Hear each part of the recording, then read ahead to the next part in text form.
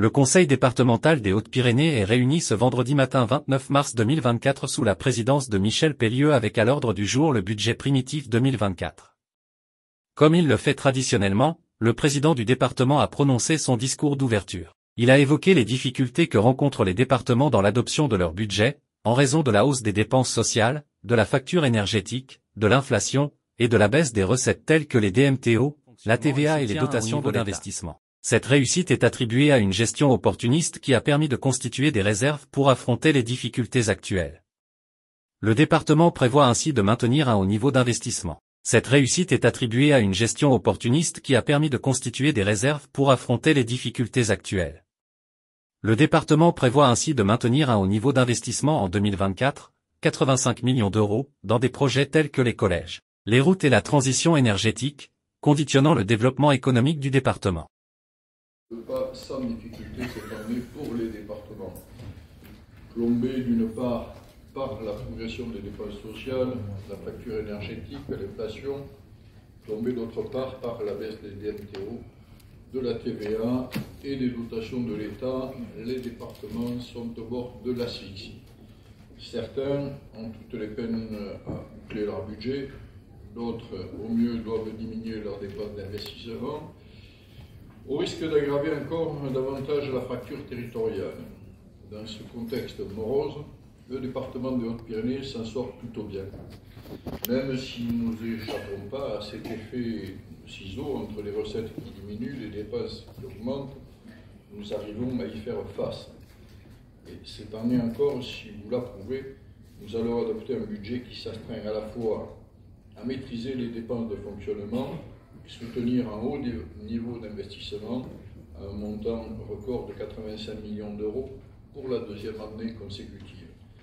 Si nous parvenons ainsi à conserver en 2024, malgré le contexte, cette stratégie budgétaire constante, c'est grâce à une gestion que je ne qualifierais pas de prudente, c'est pas ma nature première, mais au contraire d'opportuniste.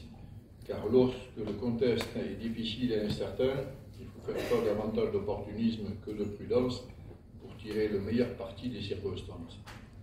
Et c'est cet opportunisme qui nous a permis de nous constituer des réserves bienvenues pour affronter les difficultés actuelles.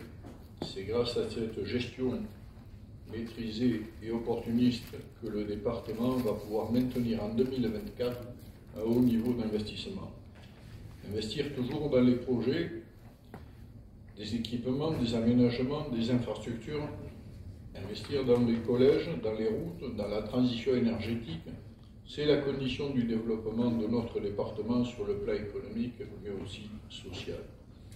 Investir, c'est créer de la richesse à tous les niveaux, susciter l'implantation des entreprises, créer des emplois, redonner du pouvoir d'achat et également générer des recettes supplémentaires pour investir à nouveau. Avec ce budget record de 85 millions d'euros, nous serons encore cette année le premier donneur d'ordre public des Hautes-Pyrénées. Et notre programme prévisionnel des chantiers nous permettra d'être présents sur tout le département, avec l'accompagnement, je souhaite vous souligner, de M. le Préfet des Hautes-Pyrénées et de ses services. Nous interviendrons pour ce qui concerne les chantiers les plus importants, à Tarbes pour les archives et les collèges, à Tournaille, Bagnères, Haro, Lannemezan, Montbourguet, Lourdes-Barousse pour les collèges, à Saint-Sevé-de-Ruston et puis Bonne-Maison pour les abbayes, notamment l'Escaladieu. C'est grâce à cette gestion maîtrisée et opportuniste que le département va pouvoir également continuer en 2024 à aider toutes les communes du territoire.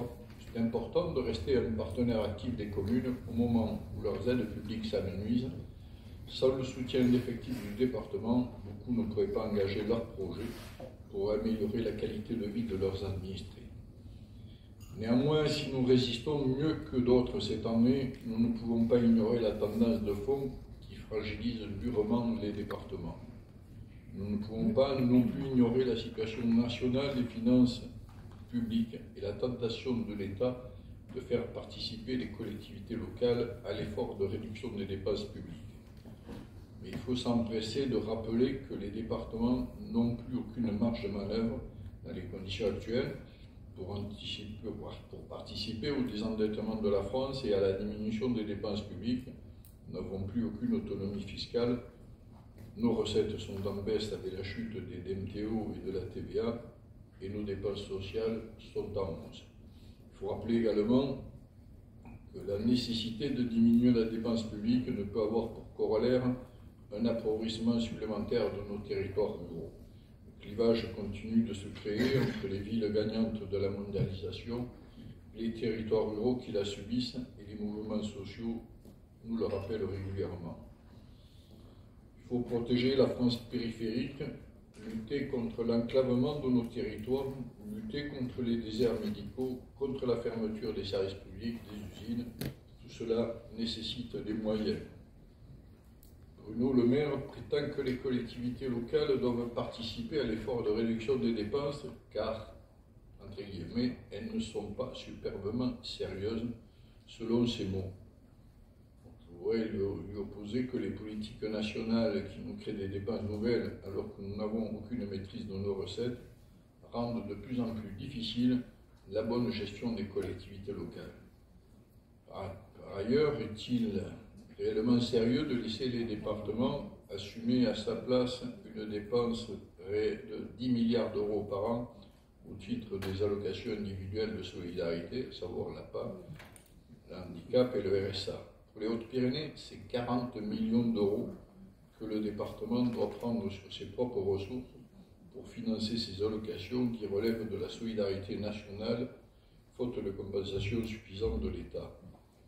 Qu'en sera-t-il demain si le gouvernement décide de basculer les chômeurs en fin de droit au RSA, comme l'annonce le Premier ministre? L'État masquera une baisse de ses dépenses par une augmentation imposée des dépenses des départements et viendra nous reprocher de ne pas être très sérieux. Je crois au contraire que nos ratios de gestion témoignent de notre sérieux. L'évolution de nos effectifs suit une tendance à la baisse. Nous parvenons à faire progresser plus rapidement nos dépenses productives d'investissement que nos dépenses de fonctionnement, et notre endettement reste bien en deçà de la moyenne nationale.